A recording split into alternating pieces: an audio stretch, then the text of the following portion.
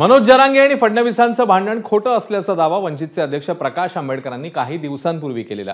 त्यावर आज मनोज जरांगेंनी प्रतिक्रिया दिली। आंबेडकर असं बोलतील यावर विश्वास बसत नाही असं जरांगे म्हणाले। तर आरक्षण वादात फडणवीसांना विलन केलं जाते असं उत्तर बावनकुळेंनी आंबेडकरांना दिलं।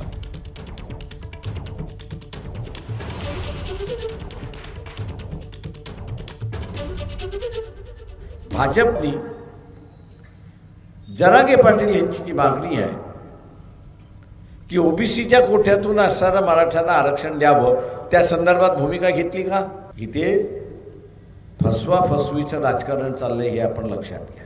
जरांगे पाटील यांनी असणाऱ्या देवेंद्र फडणवीस यांना टार्गेट केलं आणि भारतीय जनता पक्षाने जरांगे पाटलाच्या भूमिकेला विरोधही केला नाही आणि समर्थनही केलेलं नाही।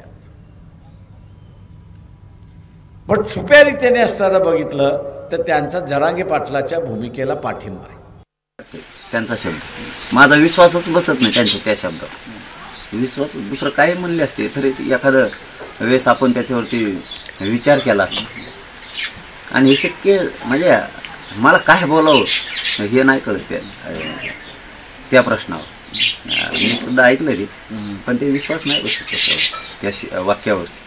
ते आंबेडकर साहेबांनी हे म्हणावं आणि ते तर लढाई आमची गरिबाची लढते, त्यांनीच हे म्हणावं हे गरिबासाठी शॉकिंग आहे। राजकारणाकरता ते बोलले असतील, पण त्यांनाही कळत आहे की माननीय देवेंद्रजी यांना मराठा आरक्षणामध्ये कारण नसताना विलीन करण्यात येत आहे। प्रकाश आंबेडकरजीला ही माहीत आहे की मराठा आरक्षण देण्याकरता जे शरद पवार साहेबांनी 40 वर्ष करू शकले नाही ते देवेंद्र फडणवीस साहेबांनी करून दाखवलं। प्रकाश आंबेडकर जे बोलतात ते खऱ्या अर्थाने त्यांच्या राजकारणाकडे त्यांना बोलावं लागतं, पण देवेंद्र फडणवीसजी हे मराठा समाजाच्या संपूर्ण विषयामध्ये प्रामाणिक आहे। त्यांची भूमिका ही प्रामाणिक भूमिका आहे। एबीपी माझा, उघडा डोळे बघा नीट।